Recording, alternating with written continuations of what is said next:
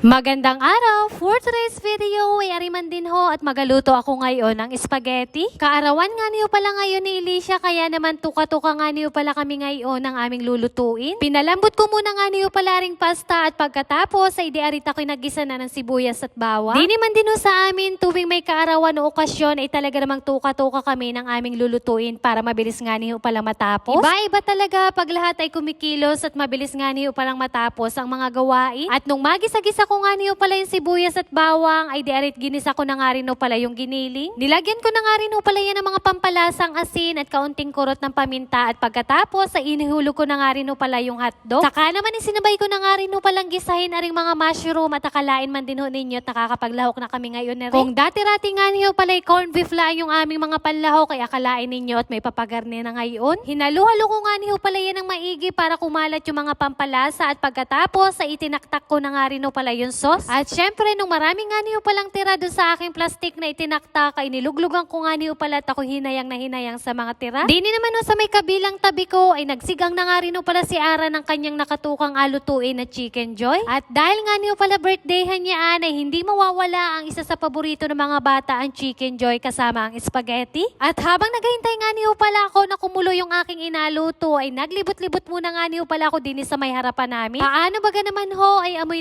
na aring lechon at gustong-gusto ko na nga rin ho palang kumurot kahit hilaw pa. Pero hindi nga niyo pala aarit, baka nga niyo pala ako matuktuan na rin mga nagaluto. Kaya ayun, at tiningnan ko na nga rin ho pala yung iba pang mga inalutong putaheng kaldereta at minudo. Kanina pa nga rin ho pala nakasalang yung mga yan at hinahintay nga lamang ho palang lumambot yung mga inilagay na gulay at maya-maya ay hahunin na din yan. Mga tiyuhin ko nga niyo pala mga nagaluto na yan at yan nga niyo pala laging tawagin pag may handaan din sa amin. Pero may kaisa-isang hilingan niyo pala diyan ng aking tiyo Rico na wag naman daw siya magaluto sa aking kasalan at lagi na laang daw siya. At nang makapagpahinga man lang naman daw ho sila, ay kako naman nga niyo pala sige at asabihin ko na lang sa mga mamamaysan, ano na yun. Kako naman nga niyo, asabihin ko na ngayong 2024 kahit 2030 pa aganapin. Pero wari ko nga niyo anong tanda na namin, kaya naman baka pwedeng bawasan ng 5 taon. Ay siya, balik nga niyo pala tayo din sa aming mga inapagagawa at talaga namang humaba na ang aking chismis. Luto na nga niyo pala yung lahat ng inaluto ni Arang Chicken Joy at sakto nga niyo palang kuluan na din na yung inaluto kong sauce. Kaya naman ayun at itinakta ko na nga rin pala yung malapot na gatas. Kung dati-rati nga niyo pala asukal yung aming pampatamis ay ngayon ay nag-level up na kaya naman gatas na malapot na. Hihintayin nga lamang ho pala yung bumulak ng kaunti at pagkatapos ay di ayun at ayos na yaan. Muli ko nga niyo palang binalikan na rin inaikot-ikot na lechon na rin talaga namang sabik